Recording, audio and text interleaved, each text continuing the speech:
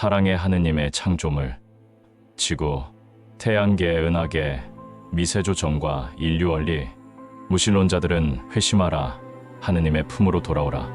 우리는 우리의 일상적인 삶에서 확률이 극도로 작은 일이 발생하면 기적이라 놀라워합니다.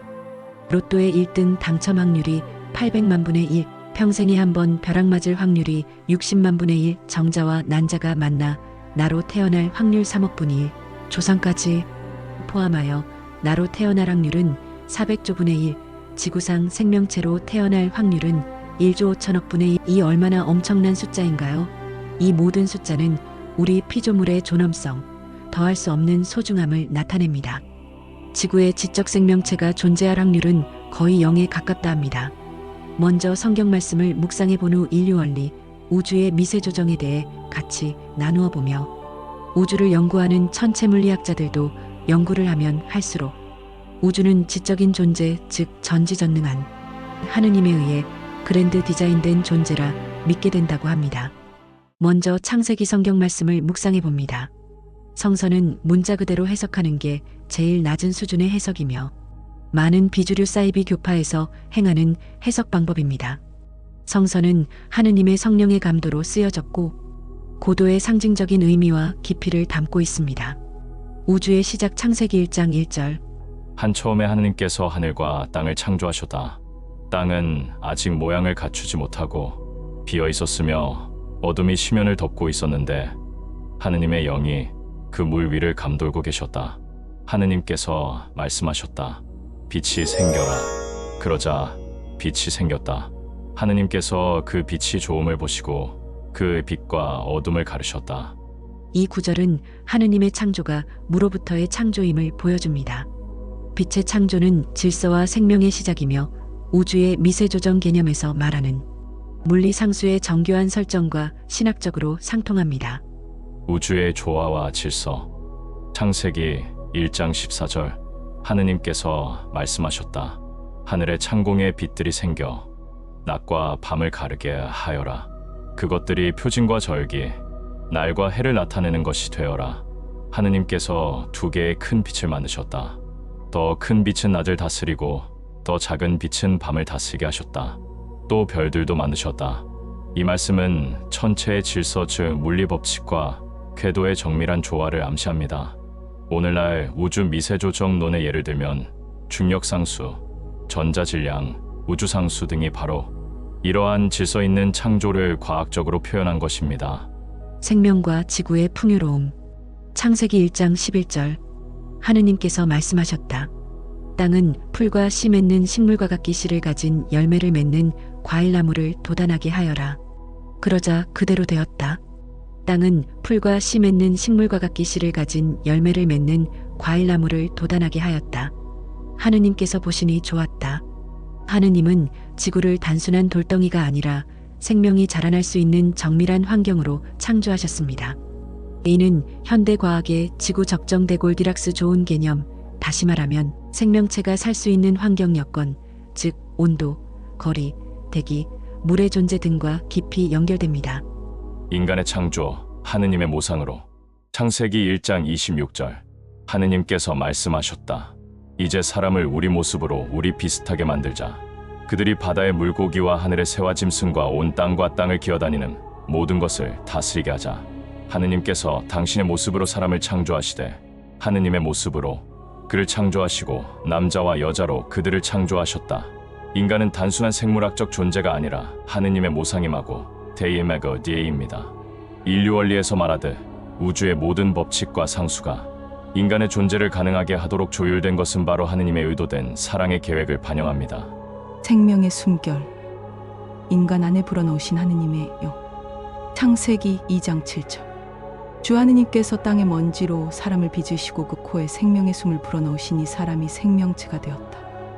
이 구절은 인간의 생물학적 존재를 넘어 영적인 존재임을 보여줍니다.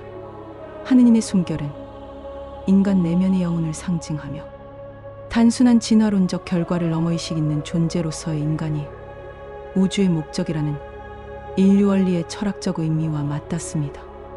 창조의 완성과 축복. 창세기 2장 1절. 이렇게 하늘과 땅과 그 안의 모든 것이 완성되었다. 하느님께서는 일곱째 날에 당신이 하시던 일을 마치시고 일곱째 날에 쉬시며 당신이 하시던 모든 일을 마치셨다. 하느님께서 일곱째 날을 축복하시고 거룩하게 하셨다.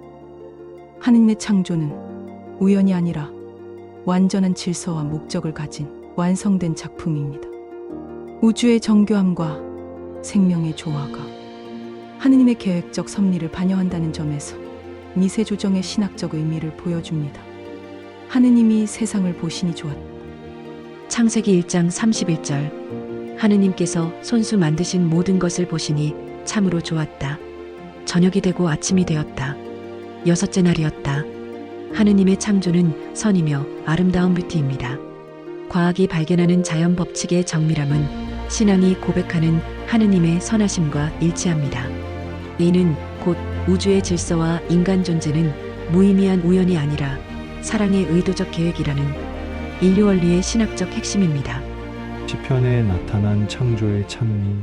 시편 19장. 하늘은 하느님의 영광을 이야기하고 창공은 그분의 손으로 하신 일을 알립니다. 낮은 낮에게 말을 건네고 밤은 밤에게 지식을 전합니다.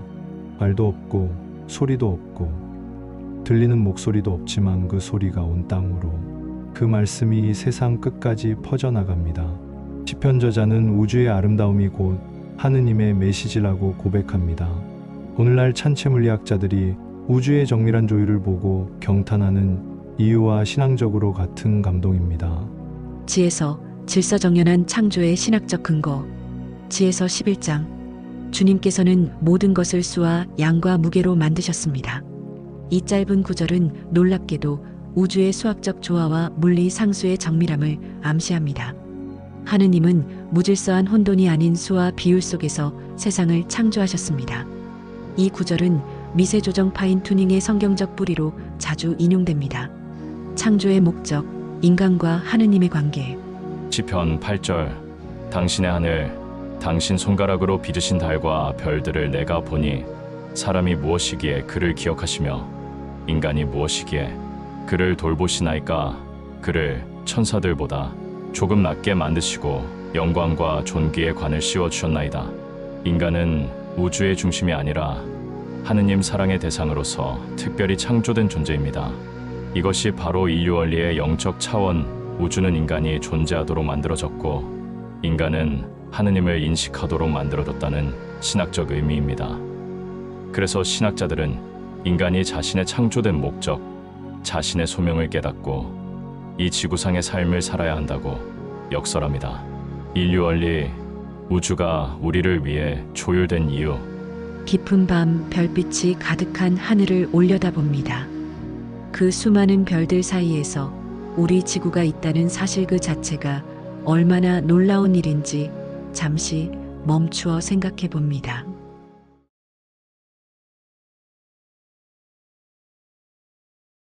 이제부터 우리는 인류 원리라는 깊은 질문으로 들어갑니다.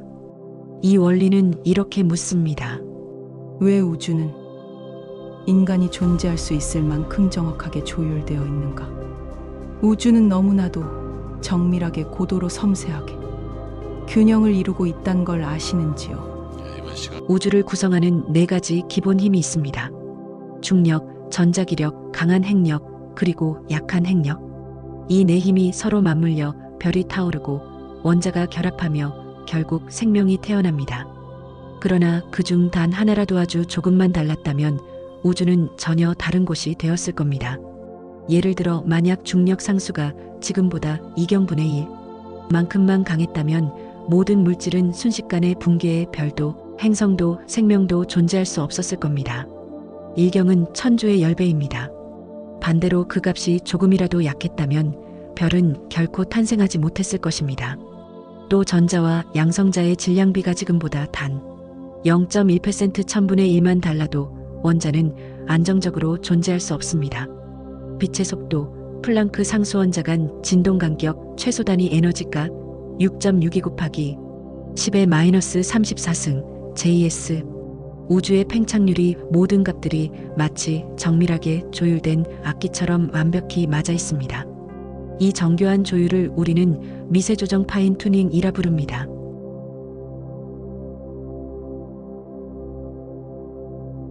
지구란 존재는 지적 생명체의 존재 기적이다. 지구 역시 이 정밀한 우주 속에서 기적처럼 완벽한 위치에 놓여 있습니다. 태양으로부터의 거리 1억 5천만 킬로미터. 조금만 가까워도 불타버리고 조금만 멀어도 얼어붙습니다. 이 거리를 우리는 생명 가능지대, 헤비추얼 존이라고 부릅니다. 지구의 자전축 기울기 23.5도. 이 미세한 각도가 계절을 만들고 기후를 안정시킵니다. 만약 10도만 달라도 지구는 극심한 폭염과 빙하기가 반복되어 생명이 살 수 없게 됩니다. 지구의 공전 속도는 초속 30km, 자전 속도는 초속 465m. 이 회전과 공전의 조화가 낮과 밤, 계절과 생명을 가능하게 합니다. 완벽한 등속 운동으로 지구, 달, 태양계가 운행되니 망정이지. 약간의 속도만 불규칙하게 변해도 지구상의 모든 물체는 인간을 포함하여 우주상공으로 날아가 버릴 것입니다. 심지어 달의 존재도 필수적입니다. 달이 지구의 자전축을 안정시켜주기 때문이죠. 만약 달이 없었다면 지구의 기울기는 불규칙하게 흔들리며 기후가 극단적으로 변했을 것입니다. 인류 원리란 무엇인가? 이 모든 정밀한 조건들을 보며 과학자들은 하나의 질문을 던졌습니다. 이건 단순한 우연일까? 그래서 등장한 것이 인류 원리입니다. 이 원리는 이렇게 설명합니다. 우주가 이렇게 보이는 이유는 그렇지 않았다면 우리가 여기에 존재의 그 사실을 관찰할 수 없었기 때문이다.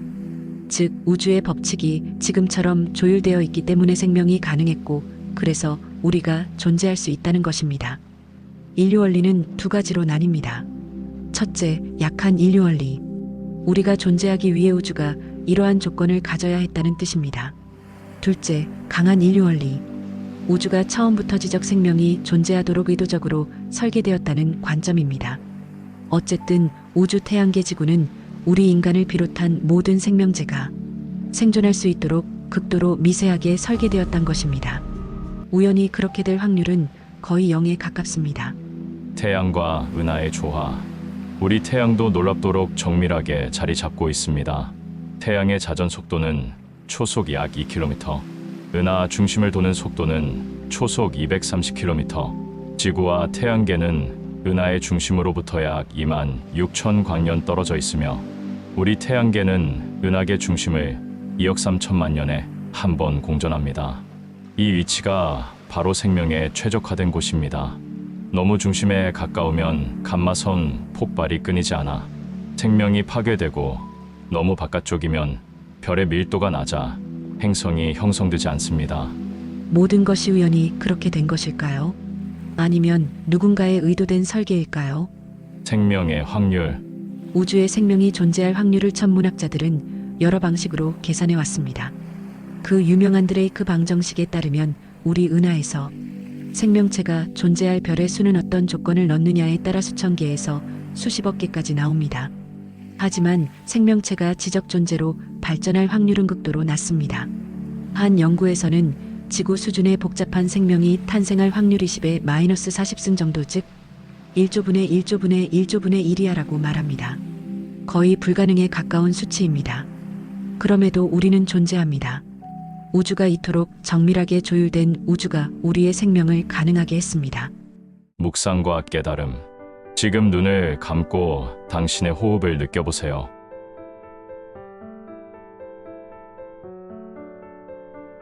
당신이 숨을 들이쉴 수 있는 이 공기, 당신이 밟고 있는 이 땅, 그 모든 것이 정밀한 우주의 균형 속에 놓여 있습니다. 그것이 바로 인류 원리의 신비입니다. 우주는 결코 무의미하지 않습니다. 우리는 이 광대한 우주 속에서 우연히 태어난 먼지 조각이 아닙니다. 우주는 어쩌면 처음부터 우리에게 말을 걸고 있었는지도 모릅니다. 나는 너를 위해 존재한다. 오늘 밤 별을 바라보며 그 신비한 조율과 존재의 의미를 조용히 마음속에서 느껴보세요. 우주는, 그리고 당신의 존재는 결코 우연이 아닙니다.